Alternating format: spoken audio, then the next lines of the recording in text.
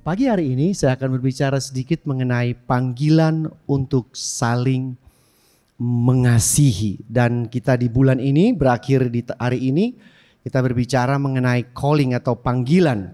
Dan saya ambil judul ini karena ada sebuah ayat yang cukup menggelitik, mengganggu saya untuk saya baca ulang. Yang saya ambil dari Injil Yohanes 13 ayat 34 sampai 35. Ya, Injil Yohanes 13 ayat 34 sampai 35 kita baca sama-sama. 1, 2, 3. Aku memberikan perintah baru kepadamu, yaitu supaya kamu saling apa? Mengasihi, sama seperti aku telah mengasihi kamu. Demikian pula kamu harus saling mengasihi. Dengan demikian semua orang akan tahu bahwa kamu adalah apa? Murid-muridku, yaitu jikalau kamu saling apa? Mengasihi. Nah, saya kasih background dulu ayat yang kita baca, dua ayat ini. Ini Yesus sampaikan untuk para murid-muridnya saja. Karena kalau saudara baca ayat sebelumnya, pasal sebelumnya itu dia lagi duduk dengan mereka. Ya, setelah dia selesai membasuh kaki mereka, dia berkumpul bersekutu dengan mereka dan kemudian ada Yudas di situ yang kemudian ambil roti waktu perjamuan itu. Yudas ambil roti tersebut. Mereka pikir Yesus suruh Yudas tuh mau pergi beli sesuatu karena Yudas langsung keluar dari ruangan tersebut. Alkitab berkata dia kerasukan setan karena dia sudah niat mau menjual Yesus. Dan dia keluar, sisa 11 orang, Yesus katakan ini. Jadi ayat ini khusus untuk para murid. Jadi yang pertama, panggilan untuk saling mengasihi ini untuk antar para murid saja. Pertanyaan, siapa di dalam ruangan ini yang adalah murid Kristus? Can I see your hands? Gak usah ragu, yang lain masih ragu ya? Ya, saya kadang-kadang murid, kadang-kadang murtad Pak. Kadang murid, kadang murtad Pak. Me too, kita juga semua sama. Oke? Kadang hari Minggu murid, hari Senin murtad, Selasa baru jadi murid, Rabu murtad lagi, ya. Nanti saya kasih tahu kenapa bisa seperti itu. Dan yang kedua, ayat ini adalah dengan memenuhi panggilan ini atau perintah ini, kita akan dikenal sebagai murid. Setuju nggak? Ya kan? Karena Yesus bilang, kalau engkau saling mengasihi, maka orang akan tahu bahwa kamu adalah murid. Itu ayat ke-35. Kamu adalah muridku, ya. Demikian semua orang akan tahu bahwa kamu adalah murid jikalau itu apa sih? Persyaratan, bukan? Ya, jadi artinya kalau kita saling mengasihi, ini adalah tanda bahwa kita murid Kristus. Kenapa saya ambil firman ini? Karena saya tahu persis di dalam gereja, di antara sesama orang beriman, saling mengasihi antar kita tidaklah mudah. Benar? Benar gak? Ya, kalau ini seringkali saya pakai contoh ini, kalau orang di luar sana yang non-Kristen menyakiti saudara, biasanya saudara lebih cepat mengampuni. Betul? Tapi kalau teman sesama komsel, teman sesama pelayanan, sakit hati bisa bertahun-tahun. Panggil counseling pastor, panggil community pastor, didoakan muntah-muntah, guling-guling, teriak-teriak, besok kumat lagi kepahitannya. Kenapa Tuhan kasih perintah ini? Karena dia tahu memang sulit untuk bisa mengasihi satu dengan yang lain antar para murid atau sesama orang percaya. Nah, dia bilang di sini kalau kita saling mengasihi antar kita, saudara seiman, kita itu langsung diketahui oleh orang lain kita murid. Jadi itu seperti sebuah tanda. Saya pakai sebuah ilustrasi. Ada sekelompok orang yang saya pernah baca, mereka ini menamakan diri mereka vegetarian. Vegetarian itu tandanya apa Bapak Ibu? Hah? Tetap bernafas ya, tetap makan. Cuman perbedaannya waktu makan, saudara akan mendapati semua yang ada jenis hewani atau yang berasal dari hewani, mereka tidak makan. Betul? Tapi ada sekelompok ini yang mereka menamakan diri mereka vegetarian. Tetapi kadang-kadang kalau mereka kumat, mereka makan daging. Nah kan, Tapi mereka melabel diri mereka, menamakan diri mereka, we are the vegetarian. Tahu nggak diprotes sama siapa? Yang vegetarian aslinya. Nggak begitu. Kalau vegetarian tuh murni, pure, ya. Mau telur kek, mau susu kek, nggak sentuh. Itu yang murni. Tapi yang kelompok ini, dia kadang-kadang kalau dia lupa, dia makan sate babi bawah pohon. Tapi dia habis itu dia bilang, we are vegetarian. Nah loh, akhirnya karena diprotes terus sama vegetarian, kelompok vegetarian yang murni, akhirnya mereka merubah nama mereka. Tahu nggak mereka jadi apa? Flexitarian. Fleksibel. Kadang-kadang vegetarian, kadang-kadang karnivora, pemakan daging. Nah, kita dikatakan kalau mau dikenal, diketahui sebagai murid Kristus, ini salah satu indikasi kuat. Apa itu? Saling mengasihi di antara kita. Coba lihat ke samping dan ke belakang. Ini aja lihat. Kalau ke samping pasti istri, ke kanan pasti anak. Ke belakang deh, ke belakang. Nah, itu sasaran objek kamu mengasihi dia nanti. Iya kan? Itu objek kita tuh, itu sasaran kita, target kita, yaitu orang itu. Gak usah jauh-jauh. Tuhan gak suruh mereka mengasihi orang yang di pulau lain, di negara lain, di kota lain. Enggak, dia suruh yang di dalam ruangan itu saja. Para murid. Gak jauh-jauh, dia gak suruh. Kasihilah mereka yang di Ethiopia yang makan 3 hari baru makan sekali. Enggak. Dia bilang yang ada di Riverside saja dulu. Di antara para murid. Nah, saya mau kasih lihat salah satu jemaat yang mereka melayani dengan begitu giat, tetapi mereka gagal saling mengasihi. Wahyu 2, ini ayat yang sering saudara mungkin dengar dikotbahkan dari sini. Saya ambil dari terjemahan sederhana Indonesia mengenai jemaat Efesus. Ini jemaat yang paling sering dipuji, yang paling banyak dipuji oleh Yesus. Lihat ya, Yesus bilang begini. Tuhan bilang, aku tahu cara hidup kalian masing-masing. Aku juga memperhatikan bahwa kalian telah berjuang. Pertama, mereka berjuang demi Tuhan, ya. Dan mereka bertahan dengan sabar waktu menderita. Ya, kita lumayanlah 2-3 tahun pandemi kita sudah menunjukkan kita bertahan, ya. Nggak ada yang pindah ke agama lain, ya. Tidak pindah ke kepercayaan yang lain. Aku senang bahwa kalian mengusir orang-orang yang terlibat ajaran sesat. Mereka ini radikal, ya. Dan sewaktu ada guru-guru palsu yang mengaku sebagai utusanku, kalian menguji mereka. Mereka punya discerning spirit. Mereka peka sekali. Kenapa mereka bisa peka? Karena mereka mempelajari kitab suci. Mereka tahu tentang kitab suci. Dan mereka bisa mendapati bahwa itu palsu. Ini paling penting Bapak Ibu. Betul? Paling penting saudara bisa mendeteksi palsu. Nah, yang paling susah adalah kalau sudah kelihatan sesat banget, gampang. Yesus bukan Tuhan, gampang. Tapi yang paling susah adalah dia ngaku Yesus sebagai Tuhan, tapi dia palsu. Lebih sulit bukan? Tapi mereka bisa. Ayat 3, aku tahu kalian tetap berdiri teguh. Mereka tetap teguh saudara. Sebagai pengikutku ketika kalian dianiaya. Siapa di dalam ruangan ini yang pernah dianiaya? Sudah Pak. Waktu saya cari bakmi gak ketemu Pak. Saya merasa dianiaya. Itu bukan aniaya. Itu belum beruntung saja. Karena keyakinanmu kepadaku, kalian terus bertahan, tidak putus asa. Namun ayat 4, tetapi satu hal membuat aku kecewa terhadap kalian. Saudara baca kalimat terakhir. Kalian tidak lagi mengasihi aku dan, ada dan. Saudara-saudari seimanmu. Seperti pada waktu kalian baru percaya kepadaku. Coba kita tundukkan kepala dan kita bertobat sama-sama. Apakah kita lebih baik dari jemaat ini? Tahan aniaya, tidak putus asa. Setuju?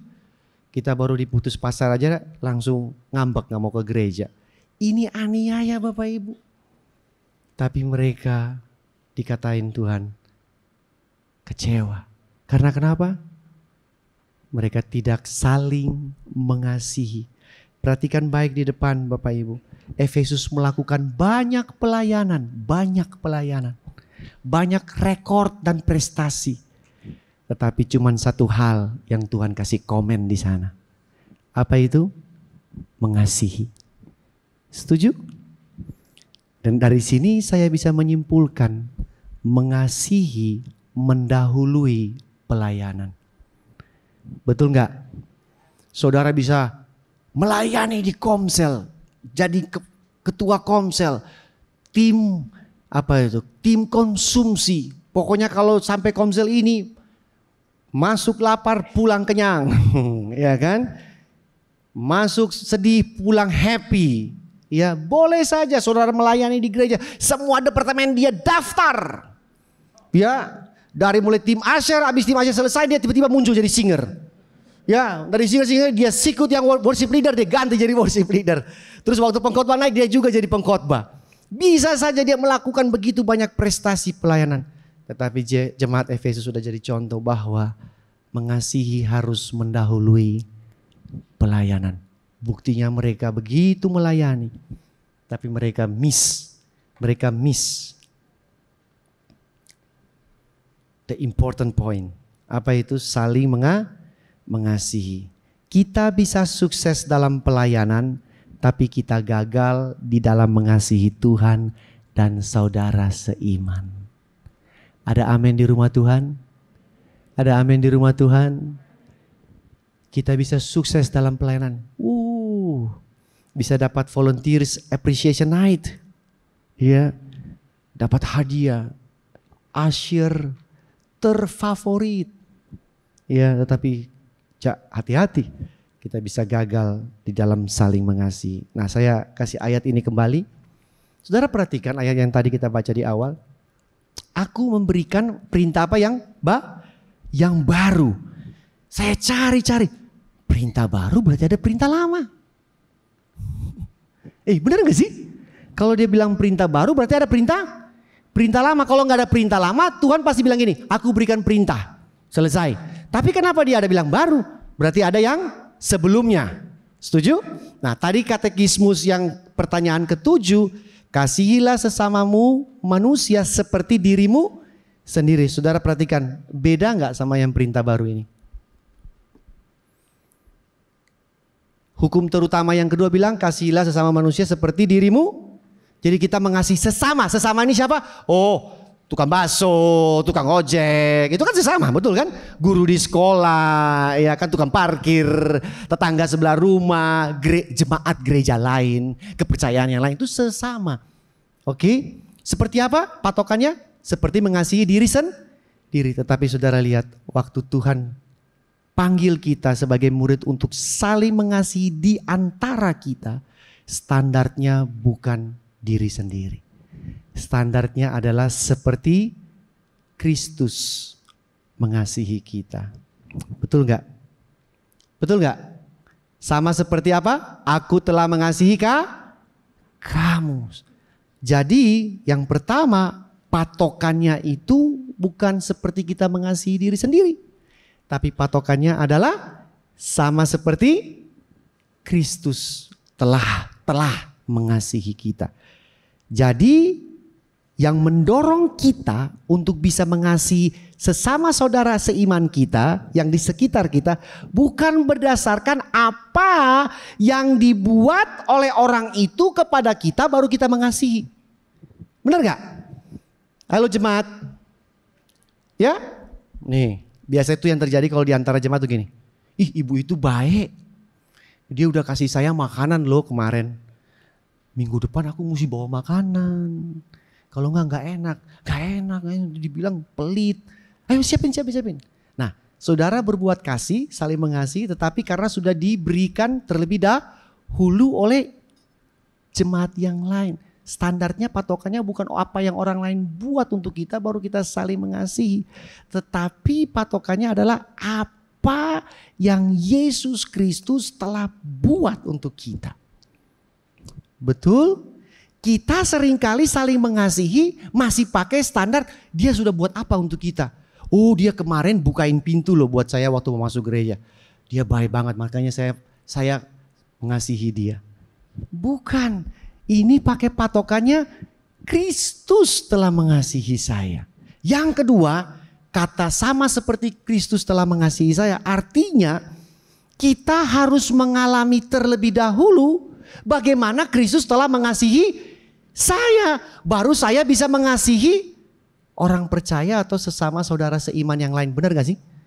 Karena kalau saudara tidak mengalami, saudara buta. Saudara gak ada pegangan, saudara gak ada standar, saudara gak ada patokan. Bagaimana saya bisa mengasihi sesama saya, saudara seiman saya, sesama murid yang lain. Padahal Pak kan tahu paling susah tuh mengasihi saudara seiman.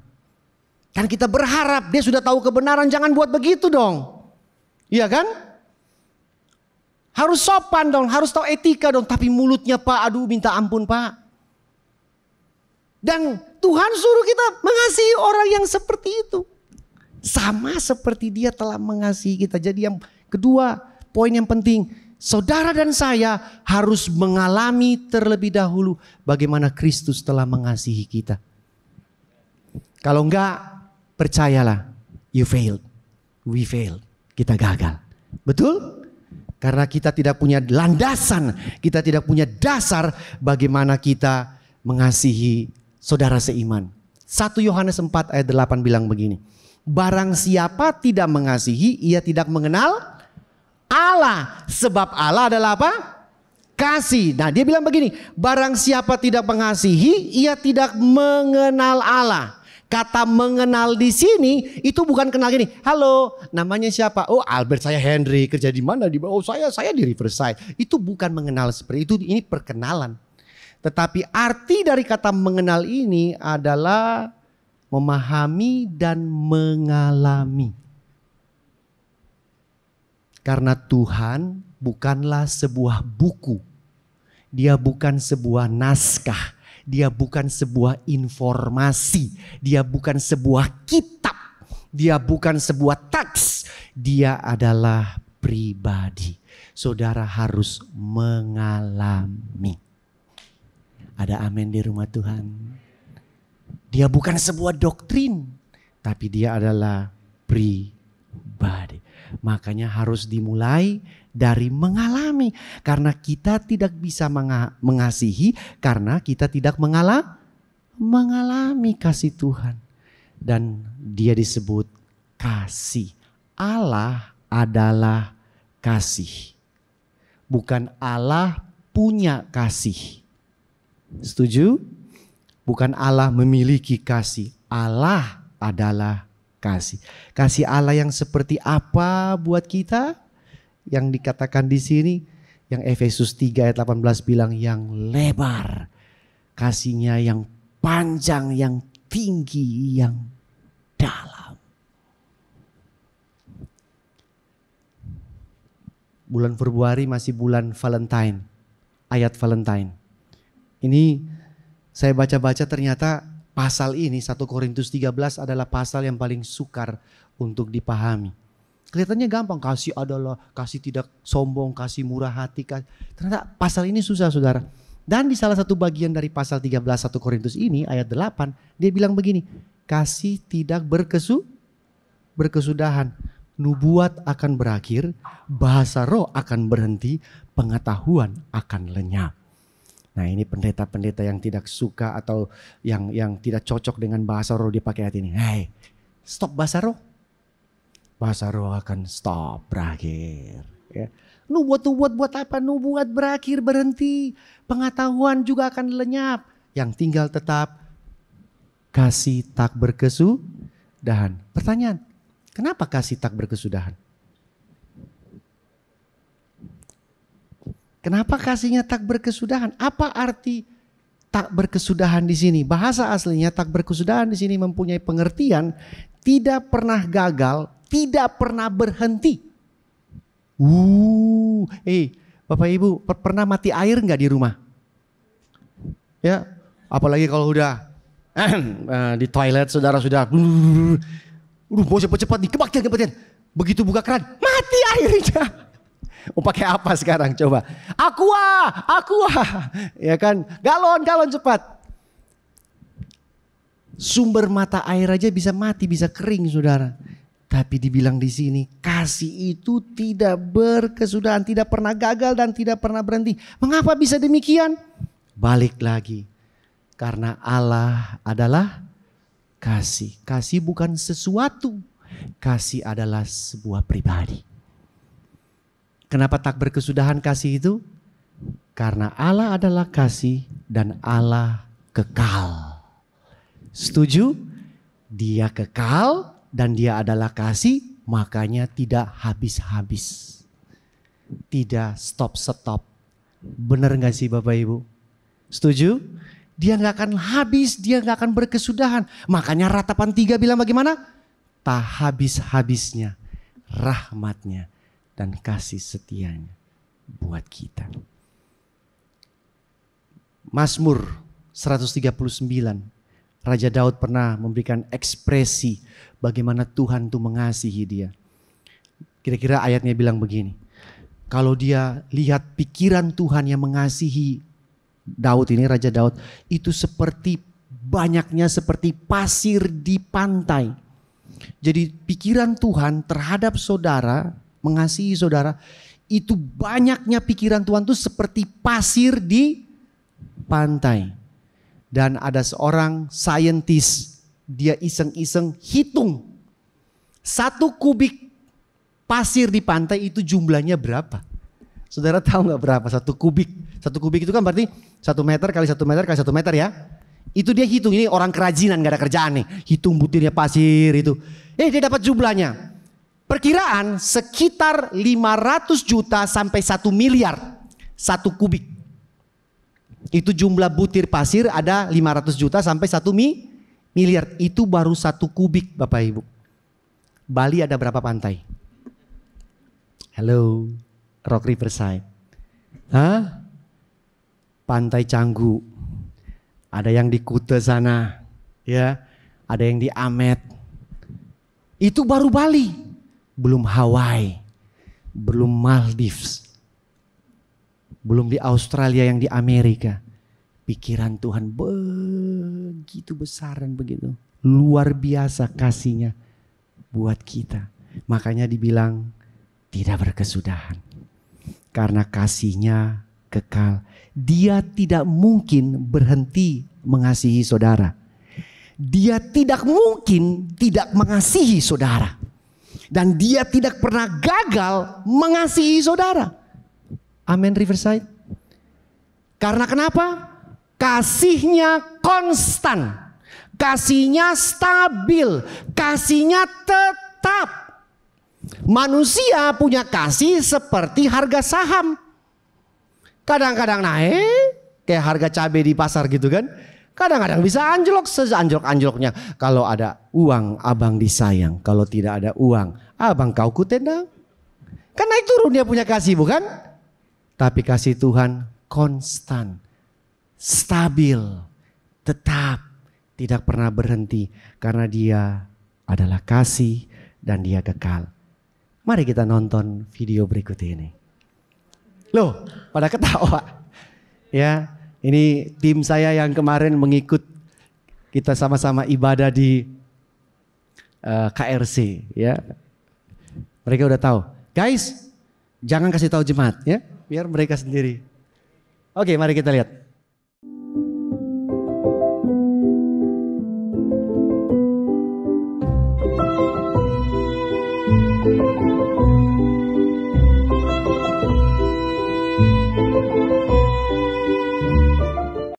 Siapa yang di sini ya yang bilang domba ini lucu, cute? Ayo, hihi. Siapa yang bilang dombanya cute? Yang di belakang cute, lucu. Terima kasih buat tangannya. Siapa yang bilang lucu? Lucu ya? Ya. Bagaimana kalau domba ini saya putar terus dan dia sudah jatuh 99 kali, angkat masuk lagi 50. 51, 52 terus sampai 99 kali. Saudara masih bilang lucu? Hah? Oh, tadi angkat tangan masih bilang lucu nggak kalau 99 kali? Angkat, masuk lagi, angkat, baru jalan, wing, masuk lagi. Saudara masih bilang lucu? Kira-kira saudara ganti kata lucu dengan apa? Kalau sudah 99 kali? Hah? Tolol. Ini tidak lucu lagi, ini domba tolol. Lu bikin capek, ya kan? Baru angkat, jeblos lagi. Baru angkat, jeblos lagi.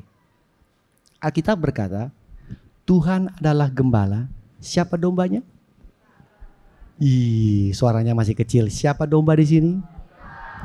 Saya domba. Dan saya tolol. Betul?